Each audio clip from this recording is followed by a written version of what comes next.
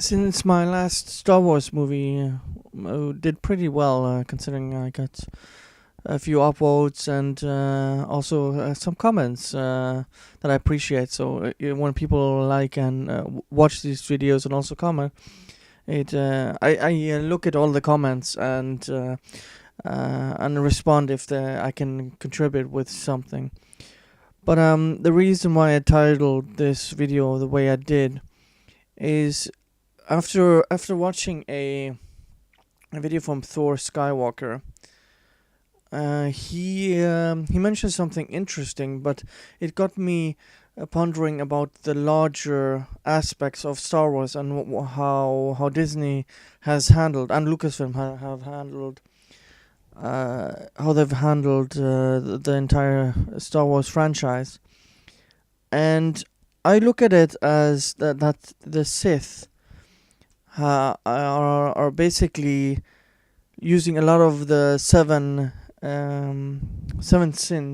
deadly sins, and those are pride, greed, lust, envy, gluttony, wrath, and sloth. And I believe at least six of those, maybe not sloth, is what the archetype is uh,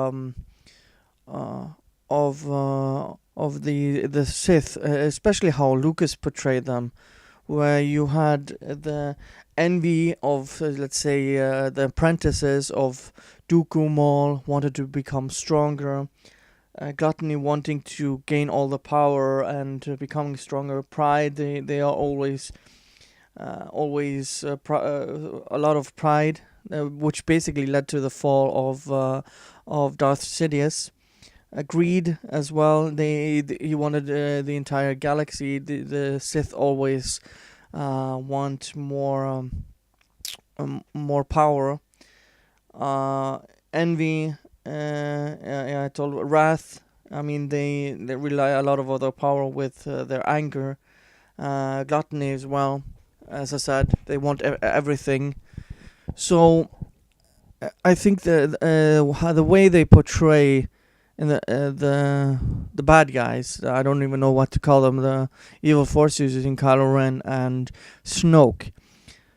I don't really feel that that's the I don't even feel the motivations behind. Maybe the only one we actually see is Kylo Ren having motivations, but he is too unstable of a character to envision what I would say is a Sith Lord. The reason why Darth Vader also was a great character, because two movies he was basically evil, and so I don't really see Kylo Ren as angry. I don't even see him lusting for power. The only thing I really have seen him do something is envy, but he's been whiny. Is the best way I can see it.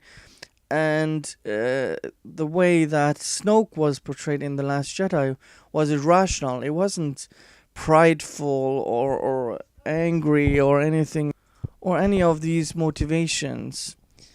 And it just goes to show that they don't even understand what George Lucas created with the Sith mythology, by them falling into these evil circles and just continuing on down the dark path. And I don't really see that with the new movies.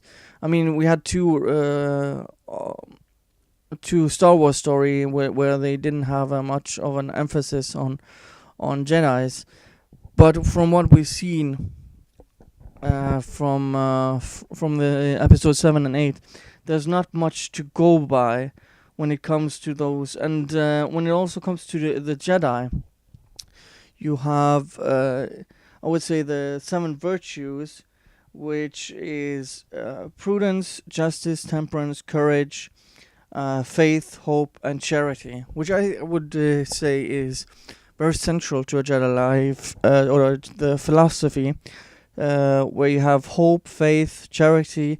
I mean, they don't have any possessions except the lightsaber and the clothes they wear. They always are hopeful and have faith in the Force. Temperance, they're always calm, collected. That's the way a Jedi should be. Should be courageous, trying to do the right thing, and do courageous things by saving people, and prudence as well by training to become better with yourself and becoming a better person, a better Jedi. And I don't see this with Rey at all. And Luke was also. I don't even see any of these virtues in Luke Skywalker. The only thing I could